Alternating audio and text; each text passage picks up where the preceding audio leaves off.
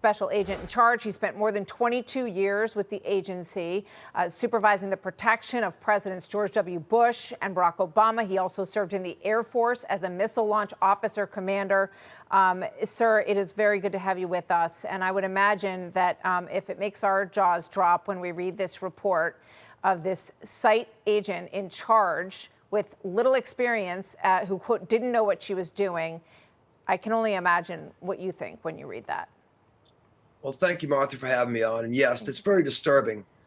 Being on the president's detail, when you're selected to be an advance agent and to be a lead advance agent, you go through a school in which I had the opportunity to teach these individuals on the president's detail exactly what was entitled, and part of that training was to make sure that after they had all the tools they needed to go out there and kind of like training wheels and go out there and accompany them on an advance. I don't think that was ever done with this advance agent. I think that was the first time she ever did a site of that magnitude. And that's a problem to start off with. But I think there were basically four components that caused this catastrophic failure. We talked about some of these. The first thing is the site design. The AGR building and those warehouses should have been developed within the perimeter. They should not have been outside where they were and able to access them from outside. But bottom line is that the site itself, the line of sight was terrible. We should have lined vehicles up to block that line of sight. That wasn't done. And that would have not only blocked the line of sight, but also would have stopped any type of a threat from an IED. And then the lead advance. Now think about this. You've got a site agent. Then you have a lead advance agent that oversees that. You have two walkthroughs with a second supervisor from the local field office and a supervisor from the detail itself. You take all that together, how would they have missed all the things that were missed? Complacency, lack of training. There's no other way of explaining it, definitely without a doubt. And why didn't Trump have the assets he should have had? We knew there was a threat 10 days before this event. We knew that was taking place, but yet no one knew about it.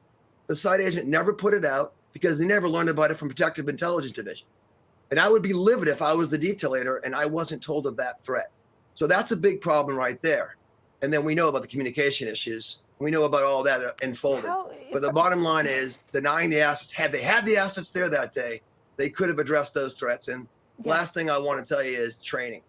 I mean, if you look at it with a critical eye, the training was absolutely missing on that date. How to do an advance, that makes the secret. What makes the Secret Service the most premier agency in the world of protective operations is our advance work.